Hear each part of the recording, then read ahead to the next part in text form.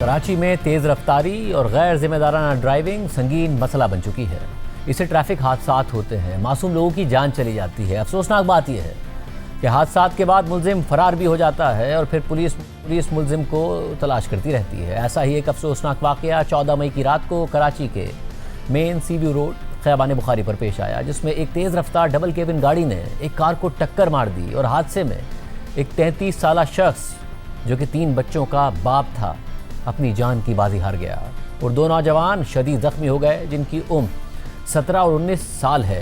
अहम बात यह है कि हादसे के बाद मुलजिम गाड़ी लेकर फरार हो गया और अब तक गिरफ्तार नहीं हो सका है। और अब पुलिस हुक्काम का कहना है कि मुलजिम बलूचिस्तान में रूपोश है। पुलिस ने इस वाक़े की FIR दरख्शां थाने में दर्ज कर ली है।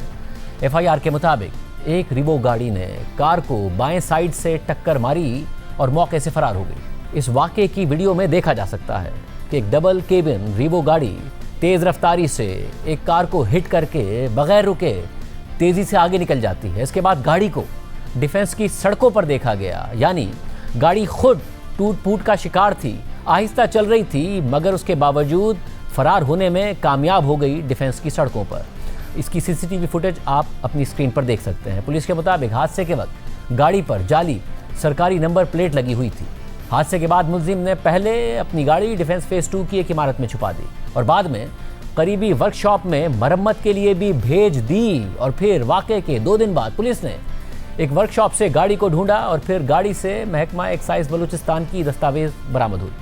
पुलिस ने यह भी बताया है कि गाड़ी के ड्राइवर यानी मुलजिम नोमान अली का ताल्लुक डेरा मुराद जमाली से है और उसका कराची से बलूचिस्तान ट्रांसपोर्ट का कारोबार है।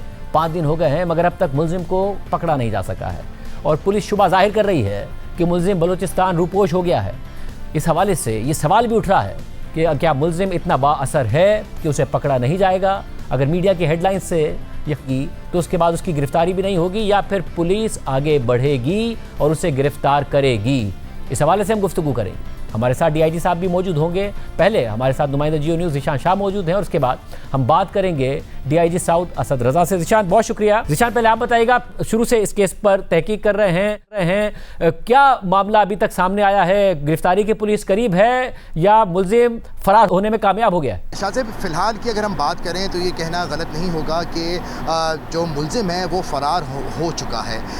जिस वक्त ये वक़ुआ पेश आया था तो उसके बाद में मुलजिम अपनी टूटी फूटी गाड़ी में, जिसकी स्पीड भी इतनी ज़्यादा नहीं थी, डिफेंस की मुख्तलिफ सड़कों से होता हुआ वो फेज़ 2 में वाक़ जो अपार्टमेंट है वहाँ पर वो पहुँचा था। वहीं से गाड़ी से उतरा था और उसके बाद में वो गायब हो गया। जो ही पुलिस ने इन्वेस्टिगेट किया तो एक ह्यूमन इंटेलिजेंस की बुनियाद पे एक इन्फॉर्मेशन मिली कि जिस किस्म की गाड़ी वहाँ पे देखी गई थी वो गाड़ी फेज़ 2 में मौजूद थी और उसका सारा सामान अर्ली फौरी तौर पर उसको मरम्मत करने के लिए दिया गया था। पुलिस ने गाड़ी में से कॉन्फिस्केट कर ली, लेकिन यहाँ पर ये बात खुली कि जो नंबर प्लेट उसके ऊपर मौजूद थी वो एक छोटी गाड़ी की नंबर प्लेट थी, सरकारी नंबर प्लेट थी और बलूचिस्तान की सरकारी नंबर प्लेट थी वो, जो कि कराची में वो जाली नंबर प्लेट इस डबल केबिन गाड़ी पे लगा के मुलजिम उसमें ट्रैवल करा था। मुलजिम का शनाख्ती कार्ड हासिल कर लिया गया है, नुमान अली के नाम से इसकी शनाख्त की गई है। पुलिस ने मुख्तलिफ CCTV कैमराज और जो लोकेशन निकालने की जो टेक्निकल सहूलियात की मदद लेते हुए 3 मकामात पर छापामार कार्रवाई की है, जिसके अंदर फेज़ 2 में वाक़ जो इसका अपार्टमेंट है, फेज़ 7 में इसकी एक रिहाइश गाह और कोरंगी अल्लाह वाला टाउन में, इन 3 मकामात पर पुलिस ने छापामार कार्रवाई की है। लेकिन वहाँ से कुछ पता नहीं लग सका। जो अपार्टमेंट के लोगों से बात हुई तो उनके भी अलग किस्म के स्टेटमेंट्स आए कि नहीं, ये कभी यहाँ पर आया नहीं था। उन्होंने भी झूठ बोला क्योंकि CCTV कैमरा फुटेज जो कि अपार्टमेंट के पार्किंग लॉट की थी वो भी पुलिस को मिल गई है और जो तस्वीर चल रही हैं मुलजिम की वो उस जो गाड़ी से अभी मारकर आया था तो उससे मैच भी हो गई थी। इसके अलावा पुलिस के पास एक जो CCTV कैमरे का बताया जो उसके ज़रिए जो टूटी हुई नंबर प्लेट मिली थी। अब पुलिस हुकाम से मेरी आज बात हुई, तफ्तीशी हुकाम का ये कहना है कि बलूचिस्तान में जहाँ पर ये छुपा है वहाँ के आला पुलिस अफसरान से बात कर ली गई है और जल्द यहाँ से एक टीम रवाना की जाएगी। जिस स्पीड में मुलजिम ने गाड़ी चलाई थी वो फुटेज में भी देखा जा सकता है कि जो ही ये गाड़ी मुड़ी है तो वहाँ पर एक स्पीड ब्रेकर भी था और जो शफाकियत मुलजिम की जानिब से दिखाई दी है कि जितनी तकरीबन वो 100 से ज़्यादा स्पीड में था और उसने ब्रेक भी मारने की कोशिश नहीं की, जबकि उस कट पर स्पीड ब्रेकर भी मौजूद था। इसी तरह से उड़ाता हुआ मुलजिम फ़रार हो गया। जिस हवाले से हमने थोड़ी तहकीक की तो 2 साल कबल सन 2024 जून के महीने में मुलजिम का भाई जिसका नाम दानिश के नाम से शनाख्त हुई है, उसने भी कोयटा में एक ट्रैफिक पुलिस एहलकार को तशद्दुद का निशाना बनाया था। जो हमें ज़राए ने तस्दीक किए कि काफ़ी इन्फ्लुएंशियल बैकग्राउंड है, डेरा मुराद जमाली के रिहायशी हैं, काफ़ी इन्फ्लुएंशियल बैकग्राउंड है। कराची से बलूचिस्तान तक इनकी कोच सर्विसेज भी, क्योंकि बहुत बड़े पैमाने पर ये बिज़नेस है, वो भी इनकी चलती है।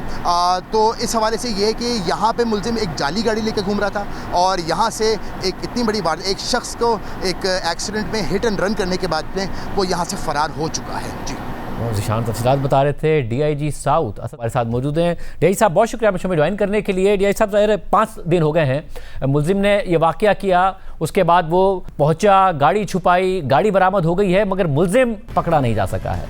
क्या कहा जा सकता है कि वो फरार होने में क्या है और बलूचिस्तान चला गया? जी Shahid, thank you very much. बिल्कुल आपकी जो इंफॉर्मेशन है वो उसकी हमें ऐसा कॉन्फर्मेशन तो नहीं है, मगर मुलजिम जो है वो स्टिल एट लार्ज है। और मैं आपको बताता चलूं कि इस मुलजिम को जो निशानदेही है उसी के अंदर हमें काफ़ी टाइम लग गया, चूँकि आपको पता है कि हिट एंड रन जो है आजकल, जैसे कि कई दफ़ा लोग ऐसी ड्राइविंग करते हैं रेकलेस, तो ऐसे वाक़यात पेश आ जाते हैं। मगर अल्हम्दुलिल्लाह कराची के अंदर जो है वो सेफ सिटी प्रोजेक्ट जो है वो स्टार्ट किया जा चुका है, जिसकी मदद से हमने इस गाड़ी को ट्रेस किया। और उसके बाद जब हमने अपने इंफॉर्मेशन सिस्टम के अंदर देखा तो इसके ड्राइवर का हमें तयन हो गया, फिर गाड़ी को भी हमने बरामद कर लिया और उसके ड्राइवर की आइडेंटिफिकेशन भी हो गई। अब चूंकि उसका जो डोमिसाइल है वो नसीराबाद का है, बलूचिस्तान से है वो, तो हम अब वही जो प्रोसेस है होम टू होम वाला, जो सूबाई हुकूमत की हमें इजाज़त दरकार होती है, वो हम कर रहे हैं। इंशाल्लाह ताला जल्दी जो है हम उसको गिरफ्तार कर लेंगे। और साहब, और ये बताइएगा कि तो फिर राब्ता हुआ है, कुछ पता चला है कि अगर वो सिंध से फरार हो गया है तो बलूचिस्तान में कहाँ हैं, या अभी जो मामलात हैं वो डॉक्यूमेंटेशन की हद तक ही हैं?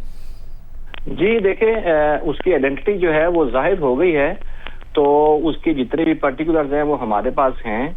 तो चूंकि आपको पता है कि कराची जो है वो और बलूचिस्तान जो है उसमें हब से जो है वो एंट्री भी आसान है। आधे घंटे के अंदर जो है कोई भी आदमी कराची से बलूचिस्तान में एंटर हो सकता है और वहां से आ भी सकता है। तो इस चीज को देखते हुए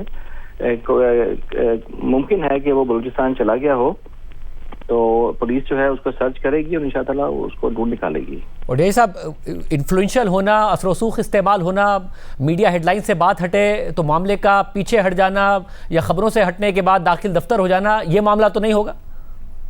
नहीं जी बिल्कुल, चूंकि देखें इसमें बड़ी बात तो ये है कि इसमें जो कंप्लेनेंट है वो प्राइवेट हैं और पुलिस ने उसकी आइडेंटिफिकेशन कर ली है, उसको तमाम शवाहिद इकट्ठे कर लिए हैं और इंशाअल्लाह इसको ऐसे प्रोसीड करेंगे, चलान करेंगे, तो डेफिनेटली जो है वो कानून का जो आर्म है वो इतना लॉन्ग है कि उससे वो बच नहीं सकता।